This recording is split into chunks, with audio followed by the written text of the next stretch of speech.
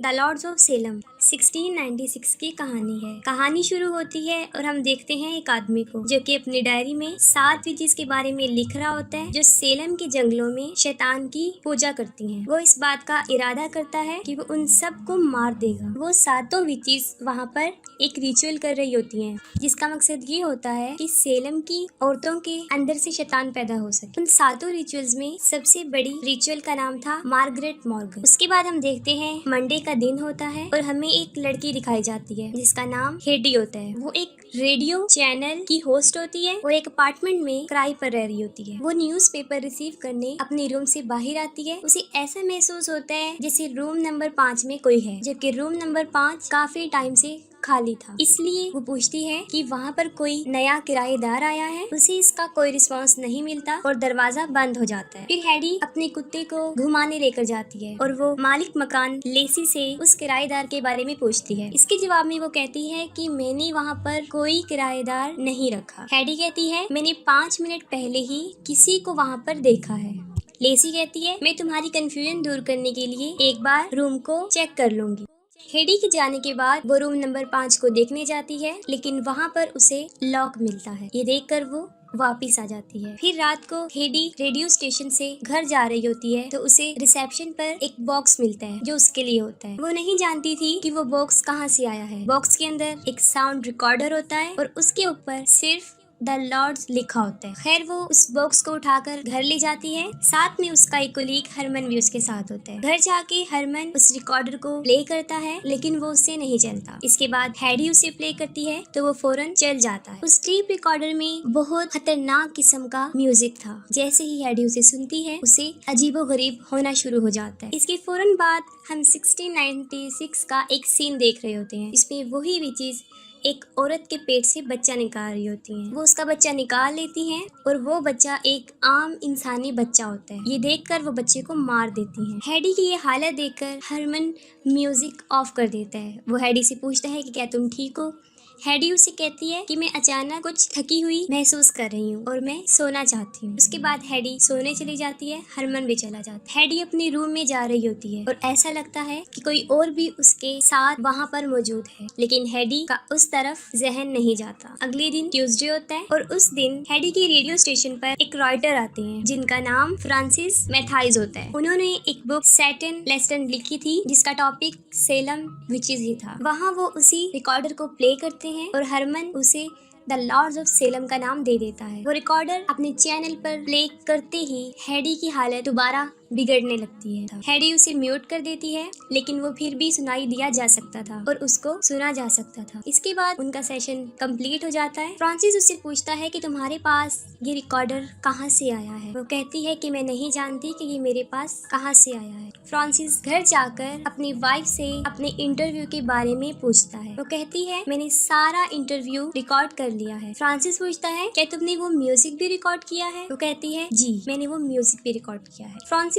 पहले the Lord's of Salem नाम सुन चुका था लेकिन उससे कुछ याद नहीं आ रहा था। हैडी अपने घर पहुंच जाती है, अपने रूम की तरफ जा रही होती है तो लेसी उसे बुला लेती है और अपनी सिस्टर से मिलवाती है, सोनी और मेगन। वो हैडी को अपने पास बिठाने के लिए बुलाती हैं लेकिन हैडी के डॉग को भूख लगी थी इसलिए वो पहले अपने रूम में जाती है। जैसे ही हैडी अपने डॉग को खाना दे रही होती है फिर एक औरत उसके पीछे काफी देर तक खड़ी रहती है लेकिन हैडी को पता नहीं चलता। फिर वो नीचे उन लोगों के पास आ जाती है और वहाँ पर उसे पता चलता है कि मेगन हाथ पढ़ सकती है। फिर वो उसे अपना हाथ दिखाती है। मेगन उसे कहती है कि तुम्हें अपने दिमाग को कंट्रोल रखना चाहिए और आहिस्ता आहिस्ता वो उससे काफी अजीब तरीके से बात करना शुरू कर देती है। वो हैडी से बदतमीजी करती है जो हैडी को पसंद नहीं आती और वो वहाँ से उठकर चली जाती है। आधी रात को हैडी अपने डॉग की आवाज सुनती है और वो उसको देखने जाती है। वो देखती है कि उसका डॉग रूम नंबर 5 के दरवाजे पर खड़ा है। वो उसे वहाँ से लेकर चली जाती है और रूम नंबर 5 का डोर खुद ब खुद खुल जाता है। हैडी उसके अंदर चली जाती है और दरवाजा खुद ब खुद बंद हो जाता है। अंदर क्रॉस का एक निशान नजर आता है। हैडी देखकर उसे हिप्नोटाइज हो जाती है और ठीक उसी वक्त उसके पीछे कोई बड़ी भयानक चीज खड़ी होती है। फिर हम देखते हैं कि वही चीज जो हैडी के पीछे थी सामने से आ रही है और ऐसा महसूस होता है कि जैसे कोई जहन्नुम से बाहर आ रहा हो। दरवाजा खुल जाता है, हैडी बाहर आ जाती है। और बाहर वो देखती है मार्गरेट मॉर्गन को, जो हेडी से एक बच्चा मांग रही होती है। हेडी की आंख फौरन खुल जाती है, वो सोचती है कि ये ख्वाब है और दोबारा सो जाती है। फिर वेडनेसडे को हेडी अपने डॉग को बाहर लेकर जाती है और वो एक चर्च में चली जाती है। वहाँ पर फादर उससे बात करता है और देखते ही देखते वो उसे बदतमीजी करना शुरू हो जाता है और वो कहता है कि तुम्हें कोई भी बचा नहीं सकता। उसके बाद फौरन उसकी आंख खुल जाती है और वो फादर उसे बताता है कि वो यहाँ पर सो रही थी। वो फौरन भागकर बाहर आ जाती है और बाहर बैठ जाती है। फिर वो देखती है एक अजीबोगरीब आदमी जो सामने से उसकी तरफ आ रहा होता है और उसके पास एक बकरा भी होता है और देखते ही देखते वो आदमी भी गायब हो जाता है। फिर काफी ढूंढने के बाद फ्रांसिस को जोनाथन हॉथॉर्न की एक किताब हाथ लगती है जिसमें 5 पेज होते हैं जो लिखे होते हैं। उस किताब में जोनाथन ने उन 7 विचेस को द लॉर्ड्स ऑफ सेलम कहा और लिखा था कि 27 सितंबर 1696 को जोनाथन ने उन विचेस को पकड़ लिया था और मार्गरेट ने भी इस बात को तस्लीम कर लिया था कि वो शैतान की पूजा करते हैं और उनको जिंदा जलाया जा रहा था। उन पेजेस के लास्ट में कुछ म्यूजिक नोट्स थे। उस म्यूजिक को पियानो पर प्ले किया जाता है और वो सेम वही म्यूजिक बन जाता है जो हेडी को मिला था। फिर थर्सडे को फ्रांसिस उस बुक के राइटर के पास जाता है और उसी डायरी के बारे में पूछता है। इसके बदले में वो कहता है कि मेरे पास वो डायरी तो नहीं है लेकिन मैंने वो सारी पढ़ रखी है। फ्रांसिस उससे पूछता है कि क्या कोई ऐसी चीज है जो उस किताब में नहीं थी और तुमने नहीं पढ़ी। फिर वो मार्गरेट की शर्त के बारे में बताता है और शर्त ये थी कि जब मार्गरेट को जलाया जा रहा था उसने कहा था कि सेलम की रहने वाली जो बेटियां हैं उनकी पैदा होने वाली बेटियों को मार दिया जाएगा और शैतान भी उन्हीं में से पैदा किया जाएगा। फिर हेडी हरमन को बताती है कि मैं जब भी वो म्यूजिक सुनती हूँ मुझे कुछ होने लगता है। फिर सडनली हेडी को खांसी होना शुरू हो जाती है और खांसने के बाद उसके मुंह से खून आ जाता है। हरमन डर जाता है और वो फौरन एम्बुलेंस को कॉल करता है। फिर हेडी देखती है कि हरमन के पीछे कुछ अजीबोगरीब लोग खड़े हैं। उनमें से ये आदमी हरमन को टच करते हैं, वो फौरन मर जाता है। फिर वो हेडी को भी पकड़ लेते हैं,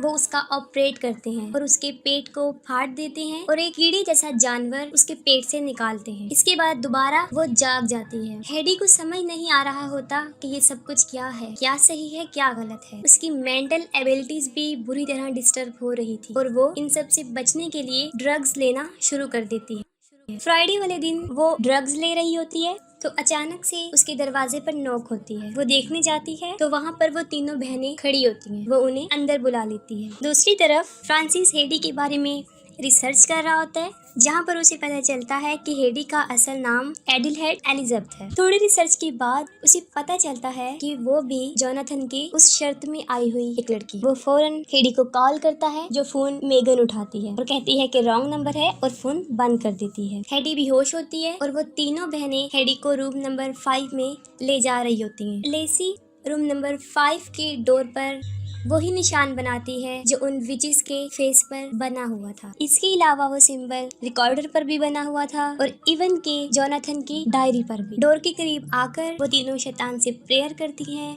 और फौरन दरवाजा खुल जाता है और वो हेडी को अंदर भेज देती है और रूम के अंदर का हिस्सा दिखाया जाता है जो पहले जैसा तो बिल्कुल भी नहीं था, लेकिन अब वो एक महल था और उसके बिल्कुल सामने एक अजीबोगरीब क्रिएचर खड़ी थी। हेडी आहिस्ता आहिस्ता उसकी तरफ बढ़ रही होती है और उसका चेहरा बिल्कुल बदल चुका होता है, यहाँ तक कि उसके माथे पर वही निशान बन जाता है जो उन विचेस का होता है। हेडी उस क्रिएचर के पास आती है, उसके अंदर से 2 टेंटिकल निकलते हैं और हेडी फौरन उन्हें पकड़ लेती है। इसके बाद दरवाजा खुल जाता है और हेडी बिल्कुल नॉर्मल हालत में बाहर आ जाती है। हेडी को देखकर वो तीनों काफी खुश होती हैं और हेडी को उसके रूम में सुला देती हैं। लेकिन अजीब बात ये थी कि वो क्रिएचर भी हेडी के साथ वहाँ पर मौजूद था। इसके बाद हरमन हेडी को कॉल करता है। हेडी को कुछ याद नहीं होता जो उस रात हुआ था। वो कहता है कि आज रात हमारे स्टेशन पर कोई शो है और हमें उससे पहले मिलना है, लेकिन हेडी उसे इनकार कर देती है और फोन बंद कर देती है। लेसी हेडी के साथ ही होती है और वो उस पर मुसलसल नजर रख रही होती है। फिर फ्रांसिस हेडी से मिलने उसके घर पहुंच जाता है और दरवाजे पर लेसी होती है। वो कहती है हेडी घर पर नहीं है, लेकिन हेडी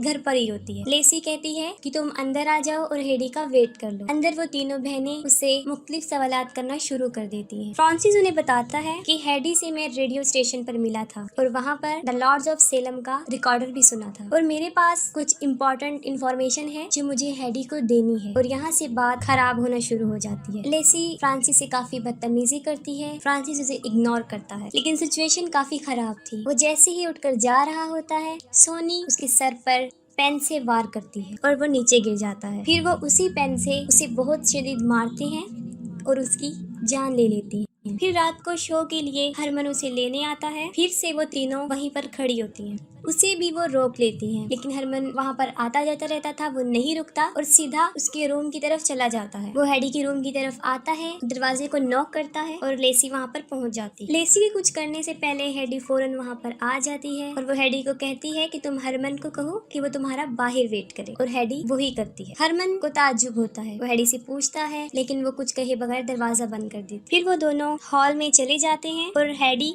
अकेली रूम में दाखिल हो जाती है और उसका डोर बंद हो जाता है। हरमन बाहर ही होता है और स्टेज पर हमें एक बार फिर वो तीनों बहनें नजर आती हैं। वो दरअसल शैतान से प्रेयर कर रही होती हैं। उनके साथ ही वो सातों विचेस उनके पीछे आ जाती हैं। फिर वहाँ पर वही म्यूजिक प्ले किया जाता है और जितने भी ऑडियंस वहाँ पर बैठे होते हैं वो सब स्टेज की तरफ आ जाते हैं और हैडी एक अजीबोगरीब दुनिया में होती है। वो सातों विचेस वहाँ पर मौजूद होती हैं, हैडी को पकड़ लेती हैं और उसे लिटाकर फिर अजीब सा रिचुअल कर रही होती हैं। इसके बाद हैडी का बच्चा होता है और वो एक शैतान होता है। ये देखकर वो सारी विचेस खुश हो जाती हैं और हैडी की मौत हो जाती है। लेकिन हमें दोबारा हैडी दिखाई जाती है, लेकिन अब वो गॉडेस की फेस में होती है, एक देवी जो कि बहुत सी औरतों की लाशों पर खड़ी होती है। उसके बाद न्यूज आती है, तकरीबन 32 औरतें मर चुकी। वहाँ पर उन सब की डेड बॉडीज मौजूद होती हैं, लेकिन वहाँ पर हैडी की नहीं मिलती, वो गायब होती है। और यहाँ पर मार्गरेट का जो ट्रायल था वो पूरा हो जाता है, यानी शैतान भी पैदा हो जाता है और सेलम की बेटियों की मौत हो जाती है। वो गॉडेस इसलिए बनी थी क्योंकि उसने एक शैतान को पैदा किया था और अब वो सारी विचेस